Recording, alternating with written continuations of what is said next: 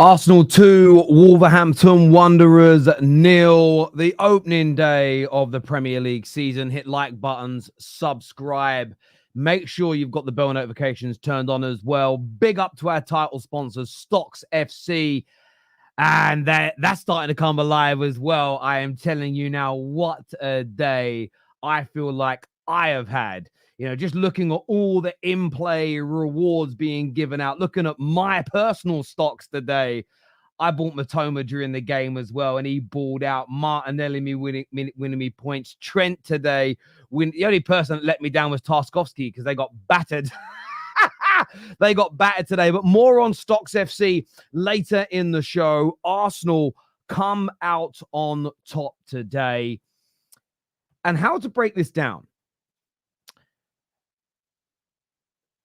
Nobody is expecting any team to be at their scintillating best at the beginning of the Premier League season. Nobody.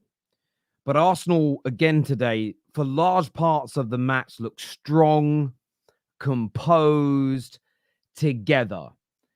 And I am not for a single moment surprised to see the likes of Bukayo Saka clearly over some of the injuries and the issues that he was carrying at the end of last season shine today. One of the sobering factors, if you despise Arsenal, if you hate Arsenal, if you don't want to see them win any trophies this year, the sobering thought for you is Kai Havertz. Because it really took him until the turn of the year last season to really get his mojo back, to get his confidence back, to start playing and performing and delivering as a Premier League player again. And I remember when he was scoring through February and March, a lot of the Chelsea fans said, he always does it in February and March. That's got nothing to do with Arsenal getting him back to his best, but he started this season well. His hold-up play, his link-up, he scored a really good header from a fantastic cross from Bukayo Saka. And obviously set up Saka's goal as well and grabbed the assist. But if Kai Havertz starts this season and delivers in the same way in which he did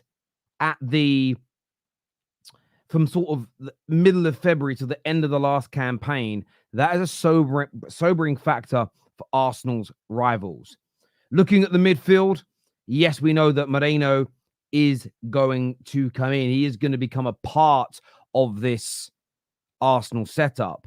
But Thomas Partey, Declan Rice in the central. I know they play 4-3-3, but with where Odegaard sits for most of the game, it's a two-man midfield, in my opinion, with Partey sitting the deeper of the two, mopping up the play, dominating proceedings. Declan Rice handling that left-hand side. And I thought they looked really balanced today. Not at their best. Anyone can go and find out and point out mistakes. Not at their scintillating best. There's so many more levels for this Arsenal team to grow. But overall, I thought that midfield worked very, very well together indeed. Remember, they've still got Merino, I've mentioned. You've still got Urian Timber and Calafiori to be added to this team as well. So a lot more quality to come in. But I felt that Arsenal, I wouldn't say they've laid down a marker today. What I believe today was a very good opening day of the season performance, a solid win, the opening day of the season. You don't want to drop any unnecessary points. You don't want to have a bad day in the office. The likes of Saka, the likes of Kai Havertz, I think have really delivered today and let everybody know they're here. Again, listen, we ain't going nowhere. I think people have been writing Saka off for the past 3 or 4 years. Steps up again, star boy for Arsenal, setting up the first goal, banging in the winner to put it beyond doubt. And Kai Havertz saying, look, Arsenal fans, I know you want the club to go out and buy a striker, but I can be that man for you. Now, Arsenal fans, I want to gather what you think, what you feel, what you were impressed with today, what you feel needs to improve, because there are lots of things. But remember, you do not want to come into the start of a Premier League season peaking. And if anyone goes, well, Terry, that's a bad mentality. Man City are often slow in terms of performance at the beginning of most of the seasons that they play and the titles that they have gone on to win. So I don't think that is a strange thing to say whatsoever. But yes, Arsenal get themselves off for a winning way. Liverpool have got off to a winning way. Man United have got off to a winning way. And also, by the way, I did have it on in the background. I thought Brighton looked great today. I thought Brighton looked really good. And, that ambition that's now being shown, now that they've raised their income and they've got a solid backdrop of money, they've now invested more funds, and suddenly they're starting to look a much more dangerous outfit. They sit top of the league after battering Everton. I wonder who the Everton fans are going to blame, but it's been a brilliant opening day. It's a match day one so far of the Premier League. Cher gets a red card for a belly bump, and Wolves get away with an international chokehold. I'll be honest with you, I do agree. I was very, very shocked that his name now eludes me, but I was very, very shocked that a red card wasn't shown after VAR reviewed it. At the end of the day, I heard the commentator say, yeah, but he let go. Listen, 2 seasons ago, Casemiro grabbed a player by the neck. 3 seconds later, they were smiling and hugging and kissing each other. Got a red card. He pinned him down by his throat. I don't think it matters the context. I don't think it matters what's been said, what's happening in the game. Absolute stonewall red card. I couldn't believe for the life of me that it wasn't reviewed. I mean, what Arsenal players, you don't actually do it. But I'm quite petty like this. They should have just gone around grabbing everybody by the throat. Oh, he's allowed to do it. Yeah, I was really shocked by that one myself. Nick here says, solid performance, nothing spectacular, but did what they do. Havertz looked confident. Saka just does what he does. Is he not world-class? Job done. Do you know what, Nick? When it comes to the world-class conversation and Bukayo Saka, I always look at it this way. So I'm just making a note of your super chat. I wanted to note it down so that's in the timestamps. Everybody has a different definition of what world class is. So depending upon the definition, he'll fit in some people's, he won't fit in others. I look at it this way. Saka is absolutely sensational. The one thing Arsenal have got to do to help him is provide him with cover, provide him with support, provide him with somebody to give him a rest. And I actually thought the manager got it right today by taking him off. The game was put to bed. There was, 10, 11 minutes plus injury time remaining. That's just 15 minutes extra his legs didn't need. So I think he needs protecting a little bit more. But because from fatigue, from burnout. But as an individual player, he's just brilliant. His cross today was every bit as good as what we saw Trent do earlier on today. And his finish was just brilliant. The small window, the corridor of opportunity, and bang, he buries it.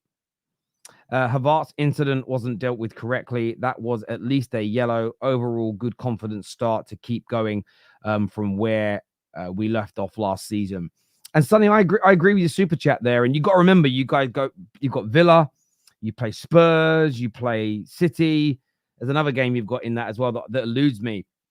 But Arsenal have a very tough start. And they're going away to some places they don't win very often. They're going away to Villa, where they lost last season, one of the games that essentially cost you the title.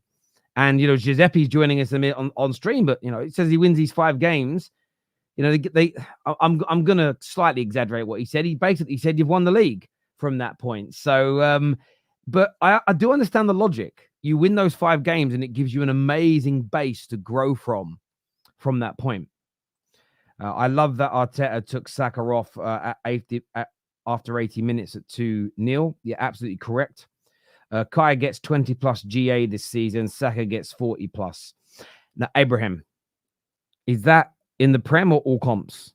Specify for me. However, I need to apologize maybe. I maybe need to say sorry because about 3 days ago, somebody suggested Kai Havertz could be in the Golden Boot race. Now, I'm saying I might have to say sorry. I kind of giggled. And maybe I slightly giggled because I don't really think anybody's in the race with Haaland. Genuinely. But then I thought about it. If he just performed how he did from February to the end of last season for the majority of this campaign, he could score 20 league goals this year. That isn't beyond the realms of possibility with the abundance of chances you take. But I'd love to know whether you think whether that's in the Prem or if that is in all comps. But if they both do that in the Premier League, quality. Wolves defenders get away with assault without a penalty. Jesus got a yellow for defending his booty hole. Yeah, I mean, it's crazy. I mean, the referee clearly didn't see it, but I'm surprised that VAR didn't get involved. I really am.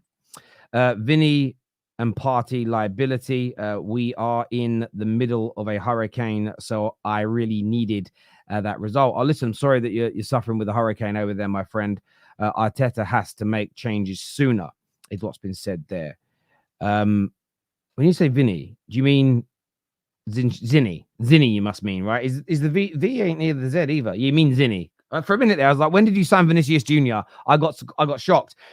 I think Partey had some moments today where he looked a little bit rusty, but he didn't play a lot last year. And I think it might take him a little bit of time to find his rhythm, but I thought it was quite good. But I do think rivals view your games differently sometimes, because I'm not watching Arsenal with any nerves, any anxiety, unless you're playing us. So maybe I see it a little different.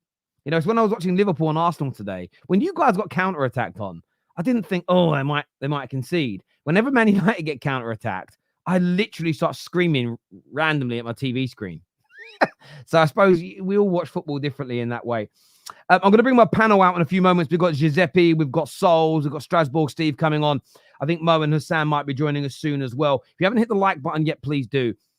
I have spoken a lot about StocksFC. Now, it is a platform that you can lose money on. So if you haven't got disposable income, don't use it. But I do love this platform. You can scan the QR code to sign up to an account now.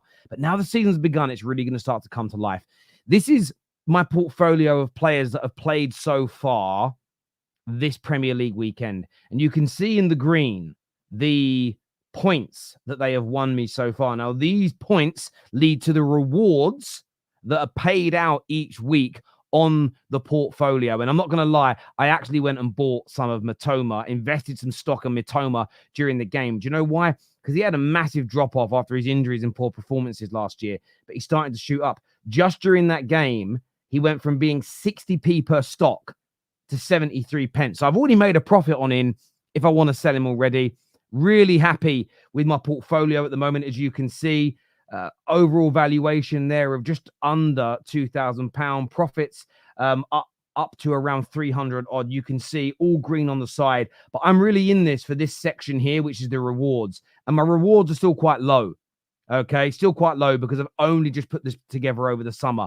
But I know for a fact that Mitoma, Martinelli, as examples, are going to be dropping some rewards for me.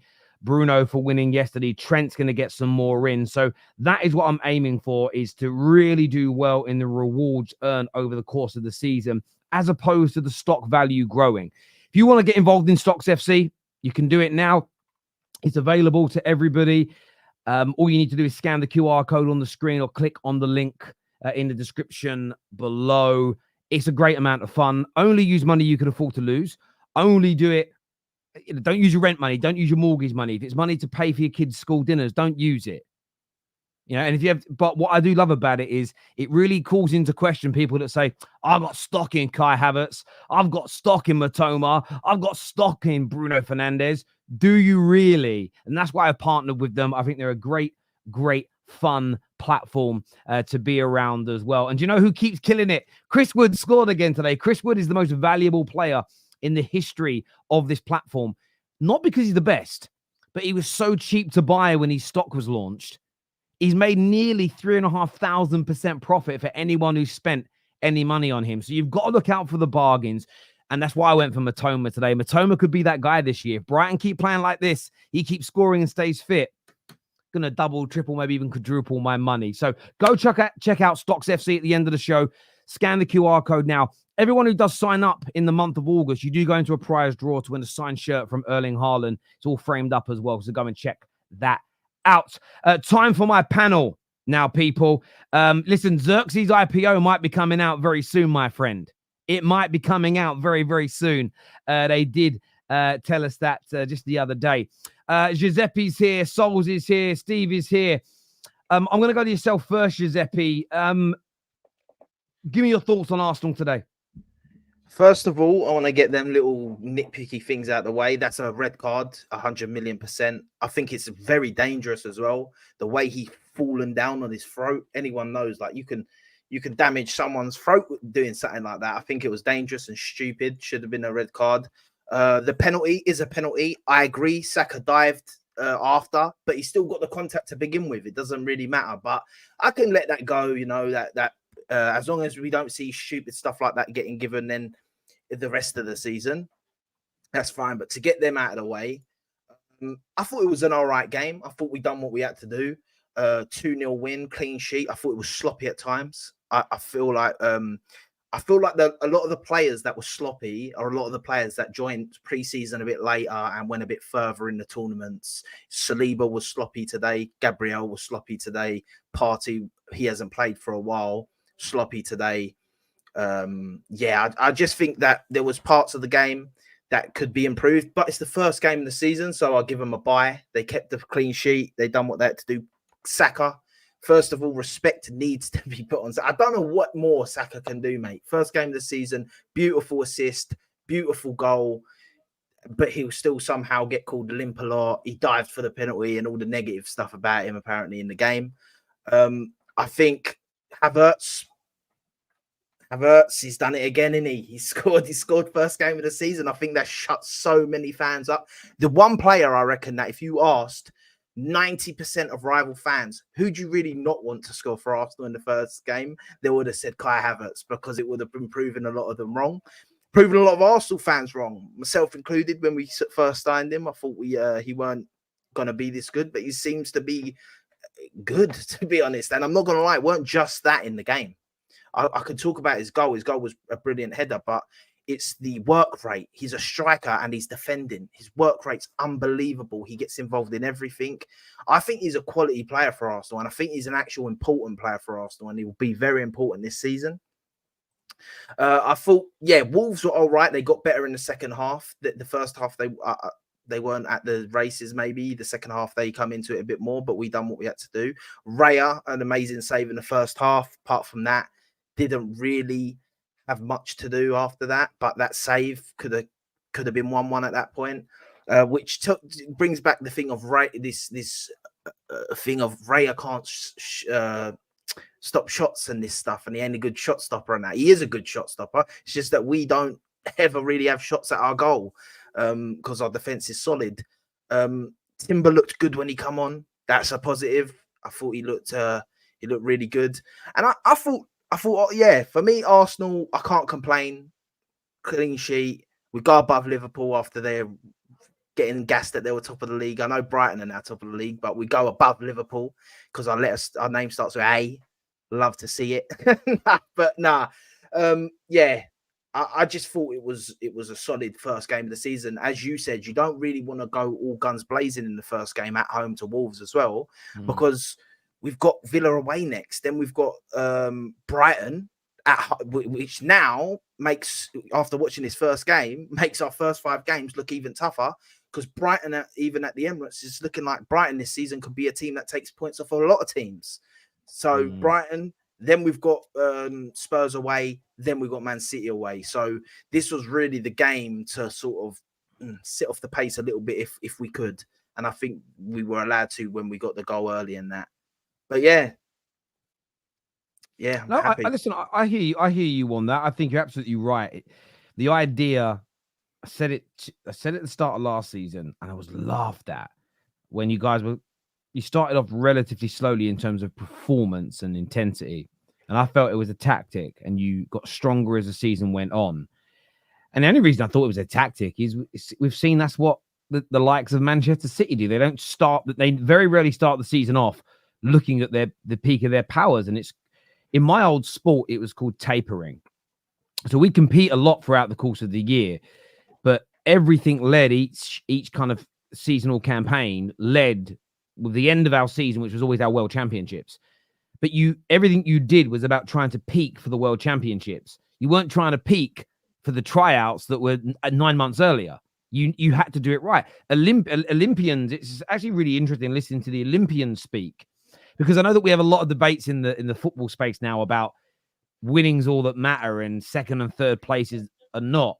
But I was listening to all these Olympians speak, and they were talking about ex-Olympians, so not the ones that got second and third, but they were talking about how it is the craziest. All of their sports are the craziest sports in the sense of everything they do for 4 years is to peak at that exact moment. So imagine you're doing imagine you can do something that starts to improve you now, but you can only maintain your body at certain levels for a certain period of time, no matter how good you are at sport.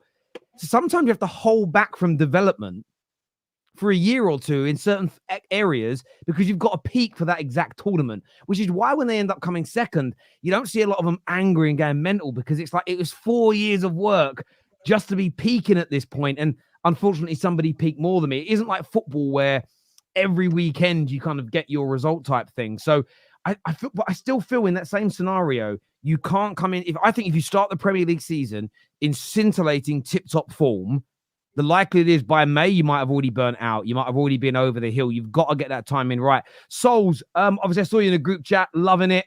But what did you make of the performance and the results today, mate? Yeah, professional performance. I mean, it's the first game of the season. We needed to stamp our authority. I mean, business as usual, clean sheet. David Raya again putting one on his name, getting that golden glove, retaining it this season. Kai Havertz had to score today just to kind of, quieten up the criticism and the media, because if he hadn't scored today, even if we win, Havertz and the conversation would have been, we need a number 9, we need a striker, we need this, we need that, rather than the conversation being that Arsenal are going to challenge and all the good that we might have done in this game. So I'm glad that there was no controversy in terms of our players doing something or messing up. I guess the question marks for the players are still there in terms of Zinchenko still being a bit of a liability, especially in the bigger games, why the likes of Ricardo Calafiori and like Timbers are important to be fit this season. I mean, Thomas Partey, like a lot of people have alluded to, being, the first, his first game in like a season that he's playing again. So we've got to cut him a bit of slack. We know he's got quality. He just needs to get those minutes under him, and he'll be back as well. I'm not sitting here and saying that we shouldn't be selling him. Obviously, his age is coming to 30. We need to be looking to, bring a successor in. But it's not something that I'm concerned about right now. When we look at our next few fixtures, we needed to start off right. We needed to get, momentum under our belts. We needed to get those minutes for the bench players as well. And that's probably the only critique I have of Arteta, that not enough of those players came on. I would have liked to see Calafiori coming on because he hasn't really featured. I mean, Timbers is perfectly fine, but he could have also gone to right back or one of them going to centre back. Trossard coming on, should have come on a bit earlier. I think the only question mark for me this season, or what I want to see, is Martinelli, because there is a huge criticism, and I've said it in the group chat, and I've said it many times before. He might be a big exit that's coming very soon if he does not improve his performances, if he doesn't buckle up his ideas, because at the moment, I wouldn't even say he's a starter for us, because Trossard is probably a fan favourite to start a lot of games, and this is his season to prove the haters wrong. This is what I'm going to say, constructive criticism to him, that he needs to pick those performances up, because that left-hand side can't keep catering for him. If we bring in Martin Zubimendi, for example, not Zubimendi, sorry, if we bring Mikel Merino in and he still doesn't pick his performances up, then the question mark is, how good are you really? Or are you a limited player that can't keep, that we can't keep carrying you? I'm not saying he hasn't got qualities. I'm not saying he's not a good player, but there's certain things that he now needs to develop, and he needs to buckle his ideas up in training, where looking up and finding opportunities, when he was in the box, rather than just lashing it and shooting, look up and see that Declan Rice is open. These are the differences that are going to make us either title challengers or winning the title and actually coming second. And in games like the Villa game, the Man City game, we can't be wasteful. We have to be on our A game. We have to take all these opportunities. Again, it is the first game. I don't want to be too much of, negativity or anything, because there were brilliant moments in that game, as much as there were concerns in that game as well. Like the 30 minutes, 40 minutes in the second half, where they kind of took over and the momentum shifted massively. We need to learn to control those kind of situations, rather than a brilliant moment coming from Saka and then we sit back in our chairs and go, okay, you know what, we've won this now. We need to control those moments, because every single season we've had those spells where we lose control and we become too emotional in a game. Like Zinchenko 5 minutes into the game or 10 minutes into the game, telling the crowd to cheer up. It's like, no, just focus on your job. Forget the crowd, forget what they're doing. You just focus on the task at hand. You've got to go and win this game. Yeah, forget what the stadium's doing, what the crowd is doing. We're 0-0. We're not 5-0 up. Just carry on with your job. But again, like I said, professional performance. I'm going to be watching the Villa game. I'm intrigued to see how Villa and West Ham do this season as well, because their transfer business has been impeccable. And I feel like this is probably going to be the most entertaining and close Premier League we've ever seen. Mate, do you know, you make a really, really good point there, because this is why I think nobody should be overanalyzing the opening games. So I think there's individual players you can say he did really good. Like Saka was really good today. Havertz looked really good today. He's definitely going to piss some people off. But I don't think we can be writing anybody off or absolutely saying, do you know what? Because there will be some Arsenal fans today that will say, do you know what? We weren't amazing. We ain't winning the league. What I saw today, we ain't winning the league. And I almost feel that it's either stupidity that leads to those opinions, or it's just, I'm looking for, it has to be stupidity or fake outrage. Nobody who's watched football for more than a few seasons can take when I was growing up as a kid, I think I put it in the group chat earlier saying it's great being top of the league. Clearly a joke, right? When I was a kid, no one took the league seriously. There was no banter at school, nothing, until at least 10 games.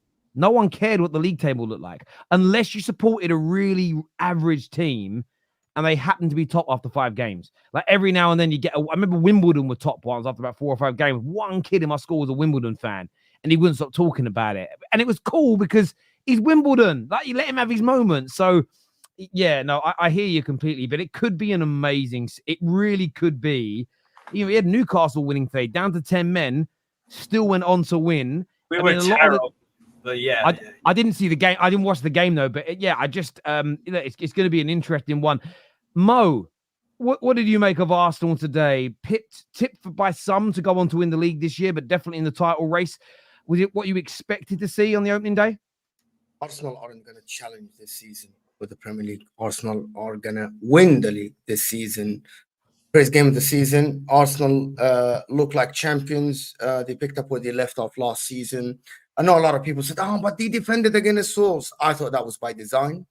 Where everyone sat behind the ball. They showed their capabilities in defense. William Saliba, yes, gave away a couple of balls, and also Zinchenko, but the team looks so comfortable, looks so smooth when they get the ball. And it's like, I am sitting there watching Arsenal. I'm like, if I'm an Arsenal fan, and I'm not, I'm very comfortable. We're winning this. There is going to be a moment of brilliance coming up, and it came from Saka.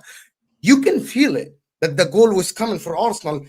It's now or in 5 minutes or in 10 minutes, because you can tell that Saka was from minute one is a different guy than last season. Way more confident on the ball. He is changing the way he played from last season. People, he's predictable. No, he wasn't today. He took to the byline. He cut inside, far post crosses, sometimes shooting. Kai Havertz did what he did today is so different than even the Kai Havertz that started with Arsenal.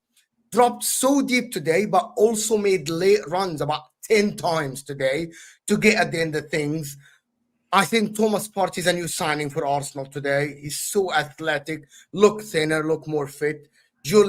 Timber, oh my word, this guy, a new signing again, has only played 30 minutes last season or 40 minutes last season, if I'm not mistaken, in the beginning of the season.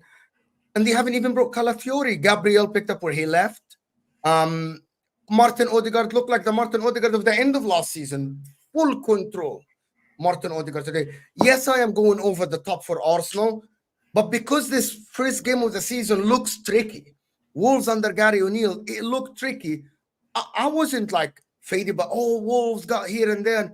Arsenal defense look amazing. I said David Raya is going to be better than last season. Arsenal look like champions. They add Mikel Merino. They literally have 5 super subs from the starting lineup today. 5 super subs.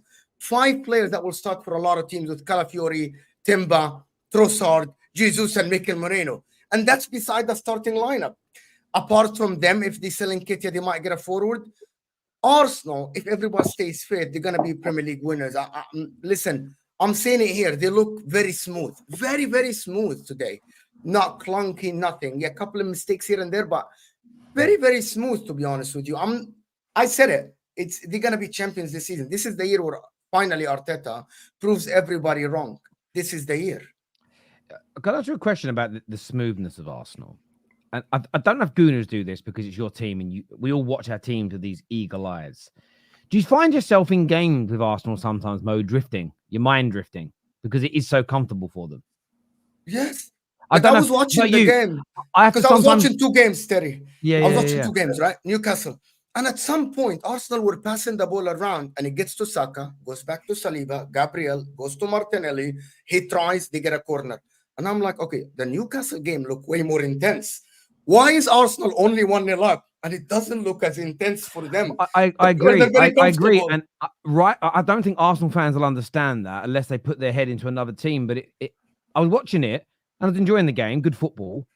But I just found my mind drifting onto the other games. My kids are outside in the garden playing, and I'm trying to not get distracted because I had the doors and windows open. But I'm like, this is just so comfortable. And even when they made a mistake, I didn't get because I don't do watch-alongs, so I like to really focus on. I don't like doing them. But whenever one of my rivals might concede or make, like when Saliba gave the ball away, what I'd have done if that was Arsenal 3 years ago is gone, because something's going to happen. Now I just sort of in my head go, well, they're not going to score, are they? Someone's going to cover. It's Someone's ridiculous. It is ridiculous. Like I just don't. It's annoying. It is annoying because I used to love coming on and going, right, let's talk about all the mistakes and the problems and the issues. And the only issue Arsenal really had today is we didn't win by enough goals. That if you're nitpicking, maybe. Steve, obviously you're a Newcastle fan, but I'm sure you had more than one game on. I've seen you. I did watch the Arsenal inside. Yeah. So, what did you make of them today? Yeah, I think Wolves played decent. I thought they were a bit threatening at times, but I kind of agree with what everybody on the panel was saying about like Arsenal's level of comfort. And I think Mo, again, kind of spot on about like just how calm and smooth Arsenal look on the ball. And he compared it alongside the Newcastle game where it was pins and needles. I'm freaking out on my watch along. We have to, put in mad blocks. Like it was a incredibly stressful game of football. And we weren't playing well before the red card either. But with Arsenal, it was just calm, with and without the ball. Even though Saliba and Gabriel Magalhaes didn't have like top performances, and I think we all feel this way about Arsenal watching them in a game like this because this is kind of just who they are now. Right, this isn't like the first day coming off a bad season and a bad season. Like they've been very good. They've been obviously improving a lot. Trying to go for the title, which they'll definitely be contenders for alongside Man City and Liverpool. So I thought they were really good, and I think the second goal came at a perfect time because Wolves were starting to kind of creep into it. Like I said, I was watching on the side, but it seemed like the second goal came at the perfect time for them because then from there on out, they never really looked like dropping points. So fair play to Arsenal. You have a damn good team for real. So that's what it is. No doubt. Nathan, a long time no see. It's always nice to start the season because you get to see the match reaction people back again. It's always the first game of the season is always hard to judge. Nobody typically gets carried away other than Mo today with Arsenal. But what did you personally make of it?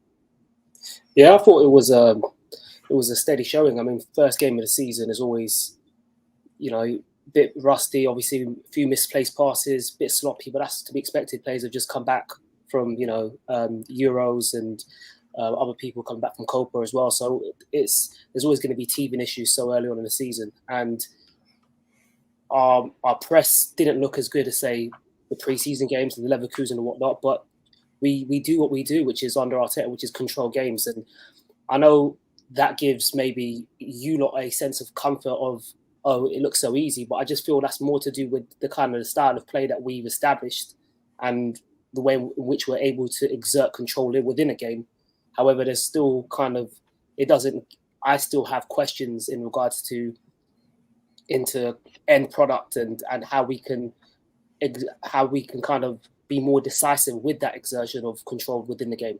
So, but all in all, I mean, look, for a first game back, with everybody, Declan Rice and Saka haven't really had a pre-season, and for us to kind of, get a 2-0 win against a solid Wolves team who actually came out and played well today. I thought, Gary O'Neill's a manager who has done a remarkable job for me since he's come in a struggling Wolves team, losing best players, decimated by injuries, all of VAR issues they had last season, for him to do the job he's done. And even today, they looked good, the way in which they were able to sustain pressure at the Emirates. It's not something that happens often. And for us to kind of ride that wave, I mean, Saka doing what Saka does best, I think, which is being a decisive player, and he's showing, year in, year out now that he's, he sits at the upper echelon in world football of right wingers, because, an assist and a goal, and it was a clutch goal. It was at a moment, I think, where Steve, touched on, where Arsenal were really kind of starting to struggle for a bit. It was Wolves had kind of just got their foot on the ball and were sustaining a bit of attacks and sustaining pressure. So all in all, I mean, it's a solid result. I mean, I think all of us Arsenal fans are looking forward to more signings and trying to really push on. And I heard Mikel Merino, and cheer up. You won 2-0. Cheer up. This is always how he is. That's always nice. I'm what's it called? You know what is with football? If you I'm high and low during the games, and then afterwards I kind of just settle down. You know what I mean? But yeah, no. All in all, I mean, with the Mikel Merino signing, I'm looking forward to that. I'm not going to sit here and be like, I think it's. But 1-0 Aston Villa, Onana. Already, damn. Wow. Guys, I'm gonna head out to watch the end. Good luck against Genoa, Mo. Good luck. See you guys. Yeah, with the Mikel Merino signing, I think it's a shrewd bit of business, but I'm a bit not apprehensive, but a bit slightly underwhelmed by it, because I feel like this is, when you look at City and the team they've been over the last few years, you kind of need something to really elevate your team and put you up there. And Mikel Merino does obviously elevate the ceiling of the squad. But when you look at the actual first team, does he really displace anybody guaranteed in that team? And that's, for me, a little bit disappointing in that regard. But again, we'll have to see how that plays out and what he can bring and offer to the team. But all in all, solid 3 points. Bro, sorry, Terry. I was just gonna say real quick, bro. I'm sorry about what's your name? Sorry, Nathan. Nate, I don't know why I answered for you. I apologize. I have no idea why you did that. Nate, I don't know if you're familiar. I agree with you about Mikel Merino. I think it's a bit underwhelming. He's an all right player. He'll be a good squad player at Arsenal. I don't know if you're familiar with the player at Celtic, Matt O'Reilly. That's the player I think that y'all should have gone for around that same price point. I think he's a brilliant player. He's got the height. He's left-footed. He'll score goals. So, like, that's kind of the player I think Arsenal maybe should have gone for. So I hear you on the Moreno one. Yeah, I think you guys are underrating this guy. I think you guys are underrating Moreno. I think he's all right. I think he's all right, bro. He's okay. He's a decent player. Yeah, he's a good player. He's a good player. That's what I'm saying about Matt O'Reilly. What we need in the sense of. I get it. Like, if you want to get a Bruno Guimaraes, if you want a superstar, to say you've got no, not Bruno. No, I'm not saying you. I'm saying in general, like Arsenal fans. But bro, like when you're looking at this team and we got Declan Rice and Odegaard, and we got these superstars already in our midfield, we need a guy that's going to come in and knit that all together. And I think this is the guy that comes in and knits it all together. People won't say Xhaka was a glamorous guy in the team. But we see last season why losing Xhaka affected us so much. This guy is not exactly like Xhaka, but he will knit everything together. I'll say it from now, innit?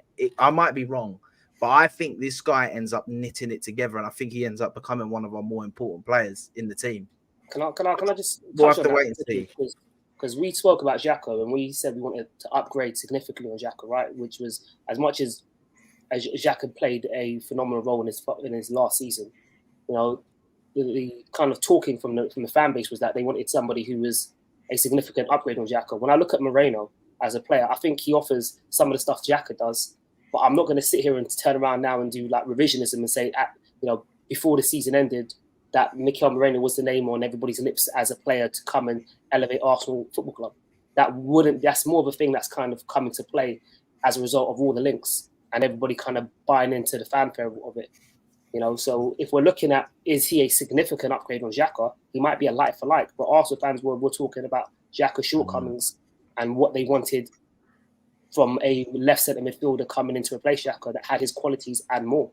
And you could argue Mikel Merino is not that. Do you know? Can I throw this in? Listen, I think both sides of that argument hold water. I think what's going to be really interesting is to see what the actual plan is of Mikel Arteta, and is this going to be like the last season as Thomas Partey? Does he stay fit? Does he get back to his best? If he does, then I think using Rice and Merino on the left-hand side makes sense. Who knows who you'll sign next summer as an example? Maybe next summer is when you go out and buy that world-class DM as Partey moves on, and maybe the Merino deal will make more sense in the grander scheme of things. On that Onana goal, I just want to show the viewers here. As you can see, this is my personal live updates when it comes to the so I want to see if I can zoom in a little bit so everybody can see it better. What's the button to zoom in? There we go. That's a little bit better. Onana there getting me 44 points towards my rewards with that goal. But this shows, if I go to all stocks and the show live matches, these are all the current players in the Prem. Some are on the bench, some have started the game that are live. So who have you put stock in, people? Ollie Watkins on there on 20 points already. Onana top of the pile. Konza there, as you can see. Cash, Lucadinha. All of these guys with some points at this particular moment in time. So as I say, StocksFC is coming alive now that the actual football is starting. And I'm really happy because Onana's, if I go to my portfolio, I think, what's Onana done for me already? See, he's already up 18% for me, as everybody can see here. I wish I bought more in him now, but I'm starting off slowly. But yeah, go and check out StocksFC, people. It's a lot of fun. By the way, it's you can only buy Premier League players, but it covers them in whatever competitions they're in. Does that make sense? So they are going to expand it to more leagues. But I quite like watching the games with it on next to me. It's kind of I find it fun. It's great, and it's a bit like the stock market in the sense of it is the stock market. Yeah, well, it is. Yeah. But for like 2 weeks, I've been like, do I buy Matoma? Do I not? Do I buy Matoma? Do I not? And then as soon as I see him score, I went, bang, I'm buying him straight away. Yeah. Some super chats here. First one says, congrats to Saliba, fastest Arsenal player to reach 50 wins in 66 games, 75% win rate, generational player. Honor to have him at our club. Yeah, again, another clean sheet. Obviously got a little bit lucky today with that pass, but there we go. This here says, I'm the biggest Partey fan, but we need him off the bench. Extremely sloppy in moments. Same from Martinelli, Zinchenko, Jesus, and Kai. Martinelli might need to, I don't know if it's a position change, possibly. I know Havertz is scoring. I think, again, I'm not the biggest Havertz guy. Fair play to him, though. He is looking like he's improving quite a bit at Arsenal. So fair play to Arteta for that. Mm-hmm. But maybe Martinelli, they gotta do something there. He's a talented player, but it looks like he's just lost that burst of pace. That's the fear factor. That's what it is. Martinelli it seems like you just don't have that fear factor anymore. I feel people harsh. So even Sal's when he was talking earlier, I think everyone's being a bit harsh. First of all, I thought Martinelli didn't have a bad game today, really. I didn't think he did either. Oh, yeah. I think that he's lacking a bit of confidence still. Yes. Obviously, that's a big thing. He's obviously got their nod to start the game this season. He's obviously working hard in training and stuff. And I just think that even like when Souls, I agree, like he should have probably passed to Rice on the edge of the box when he took that shot. But that's a guy that really wants to get that goal. I think he needs that. I think this season, it's the first game of the season. I think it's a bit early to be like going back onto Martinelli and that. And I get why. That's what I mean. I get why, because he didn't have a good season last year.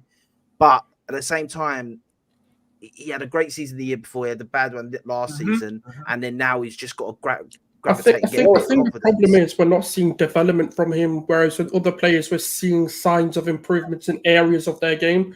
Now, with Martinelli, the criticism of his decision-making, other than his ability to finish, has always been a critique. And time again, we're seeing it where he's not putting his head up. I've always said it, when Steve asked, is it a position change? He's a striker. Everything he does, his body movement, his body language, the way he wants to play, he's effective. Like when you talk about that season, he did well. He was basically the striker. Look at the heat map. Everything was in and around the box. If he is not near that goal, he doesn't do shit. He's not a winger. He's never going to be a winger. And I've said it, if we continuously play him in that winger role, he's going to be a mid-table player in a couple of seasons.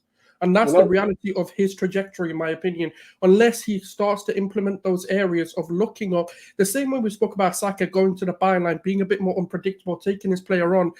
These are the kinds of developments you need to see in a player before we can sit back and go, do you know what? Okay, you didn't get your goal, you didn't get your assist, but at least your decision-making improved, or your defensive work has improved, or your work rate's improved, or something that you can grab onto. With Kai Havertz today, let's take the goal away from him, right?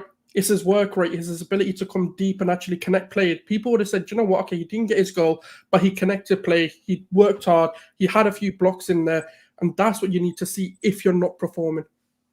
Just on a Martinelli thing, it reminds me a lot of Theo Walcott in certain aspects of his wide play, in terms of in front of goal, he's very effective, but outside of that, there isn't much to his game, and it's not developing, and that's the worrying thing for us. And when you look at how right side biased we are, and you look at Martinelli on the left and how ineffective he is at times and how he limits us in our ability to create, I think it's just a massive problem, and it's a real shame that we haven't brought in an attacker who can play both sides, like a Nico Williams, who could give us an alternative on that, give us the attributes that Martinelli does have, which is that pace and that transitional threat and direct, but also have the ability to kind of play in between the lines, drift into central areas, go both ways, take on his man, because he seems very much like a hit and run type of player. He doesn't really have much to his dribble. He's not really got much close control and be able to manipulate the ball and take players on in a certain way. On what you two said though, sorry mate, on what you two said about him, I just want to understand what you say, because when you say he hasn't got other things to his game, are you just discounting the way he chases the ball down, gets us the ball back, how many times he'll make it a nightmare for defenders? Defensively, he's very good runner, and that sort of stuff, because he does do that. You say, obviously Sol said about Havertz has them other things to his game. So does Martinelli. That's now picking on him because he didn't have a great attacking performance. But he's already had those things. That's the thing. He's not. And in Sol's eyes, he's seeing a player that's a striker play on the left, and it doesn't. I just see him as a striker. I don't see him. I hear that. Those fundamental winging properties he just does not possess. He doesn't play like a winger. Now, inside forward or whatever you want to call it, cool. But the reality is his best productivity and his best performances is when you bring him into the center, let Jesus go onto the wing. When that interchange was happening a lot when Jesus first came in, is when we saw Martinelli at his best.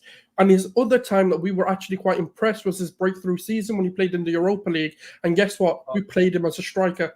And that's what I'm trying to say. Central zones is where he dominates the game. As a winger, I fear for his career. Look, great debate, people. Viewers, give us your thoughts and feelings below. Blaze here says what Arsenal did today is what United fans think they did, but it isn't, is it? None of us sat here and said, "Oh, we had so much control throughout the whole game," and none of us were ever nervous. However, we had as many shots as Arsenal and conceded less shots than they did. And our goalie, barring one, he had to make two saves. Our keeper, to be fair, one was a good shot, the other one was a big deflection. Outside of that, wasn't Raya got tested more today than Onana did. So, but Arsenal much better than Man United. So, yeah, no way are we comparing ourselves to them in that regard. Havertz is a system striker. He's only going to score what the Arsenal system gives him and nothing on his own. We can do better from an Arsenal fan. So you don't have individual brilliance, basically. It goes back to that kind of convo. Well, if the system works for Havertz, and if then they'll benefit from it. That's what it is. It's a fair criticism. I get what you're saying. I get what you're saying. And we all said it after the Bayern Munich game last season when Arsenal, outside of Saka, had nobody that can really change a game. And it's one of the things that the squad lacks is a player that can really, other than Saka, who's really decisive and can do something like that. Who's the striker that does everything themselves, other than Mbappe? I'm not talking even. It could be a wide player. I'm not even saying necessarily striker. I'm just talking, just generally speaking, from our forward line. We don't really have. I'm just. Do you know what it is though? Do you know what? It's not about. If you think about Harry Kane at his pomp, you think about these top strikers at their pomp. They score goals sometimes. It isn't about doing. I don't think the phrasing's off slightly. So it isn't about doing it all by themselves. It's about sometimes, the goal Saka scored today. That's what I mean. Some number 9s can have the ball in that situation, do a skill, drop a shoulder, beat a man, and shoot from an angle where they might only have, I don't know what the XG would be. It might probably only is like a 0.1, 0.2 XG, but they score 10 of them a season across all competitions. Can Kai Havertz do that? The answer is probably no in that regard. So it's about Havertz missed a chance first half that is in that regard, Terry, I believe. Yeah, Shot yeah. it So wide right and I think, so I do get the criticism of wanting more. We dominated the first half. Second half, first 20 to 25 minutes, Wolves controlled the game, but we defended well. Then Saka scored from their control. Yeah, but I agree with Mo. I think you gave Wolves a lot of that control when you sat back and absorbed and saved energy. Wolves pulling a Rodri and no card. Our next 3 games are massive. Partey can't start every game. He needs help. Just happy we kept a clean sheet today. Thank you, Robert. So like we're going to talk about this man groping Jesus live on TV. I'm going to say this as well. I've seen a lot of people get very like homoerotic about this and out of their head. If you've ever played football at any decent level, you get touched up the whole game. It's just part of football. For whatever reason, it's part of football. So anyone going, that's mad, that's crazy. It's a mental thing to do that tells me straight away you've never played football. If you're like shocked by this, you ain't played football. There's a famous picture from generations ago of Vinnie Jones grabbing hold of like Gazza's balls in the middle of a game. It just happens. Yeah. Like one of my coaches, I was about 15. I was marking corners. He went, look, to get a guy sent off. He went, he's a hothead. What I want you to do at corners is I want you pinching the back of his legs. Or you touch his freaking nips. Yeah, no, but you do it in an area that's more personal, and they lose their heads. He swung an elbow at me. He got sent off. It works. It's just part of football. I know that sounds like a weird thing to say, but anyone who's shocked by it, you haven't played the game, or haven't watched Copa Libertadores or South American football. That kind of stuff. It's funny because that's in football in general, even with your own teammates. Like like you'd never pat another man on the bum, but when you're like playing football, you might run past them. Well done. I mean, Giuseppe, it depends how good your Saturday night's been, mate. It depends what's going on your Saturday night. Do you know what I mean? I said it the other night when everyone was getting mad. I'm just very comfortable in my sexuality. Do you know what I'm saying? I can't speak for everybody else. More of our chances came from Martinelli. He beat his man and he was looking up. On a better day, he could have had 2 assists. This is also true. Dio's here with us. He says Havertz scored many winners from difficult positions for us last season. Haaland is a system player who only scores what City creates for him. And what Dortmund created for him, and what Red Bull Salzburg created for him. And Haaland scores goals from ridiculous angles. Do you remember that one where he did that weird flying back kick in the air? That's someone I look at that as scoring your own goal. That's not like a R9 goal, but it's no one else is doing that. Lewandowski at his pomp at Bayern München, same thing. He would just I think there's this glamorous idea about scoring goals from out of nothing. It could even be having a ridiculous leap and being able to just like a hopeless ball and just winning that header and scoring a goal. It doesn't have to be. It's called improvised finishing. That's what it is. Oh, I like that word. Look, viewers, I want to thank you all for tuning in. We're going to be back tomorrow with more content for you, of course. I'm actually going to go and enjoy a game of football now that I don't have to cover, which is nice. Go and check out StocksFC. If you're interested, start slow. How's your portfolio looking, Giuseppe? Yeah, it's looking good, man. Obviously, I was gonna buy Onana when he went to Aston Villa, and I didn't, and he scored. He scored. Bro, he was cheap as well. My view, he was cheap, so he didn't have a great return at Everton because he was quite expensive when he was launched, and Everton are crap. But his price had dropped, and he was really low, and I just thought he's going to do so much better at Aston Villa. I thought he was worth the investment. So yeah, I bought about 60 to 70 shares in him. They're in again, Villa. Bailey's in. Oh, he misses. He should have scored. He should have scored. Listen, I'm going to get on to Dan Lawless. Lawless was telling me that West Ham are better than Man United, you know. That's a bit crazy. That's a bit crazy. I love it. Listen, everyone who's tuned in, thank you. Go check out StocksFC by scanning that QR code on the screen. We're back tomorrow with more content. Take care. Goodbye. God bless. And we'll see you all again soon. Peace.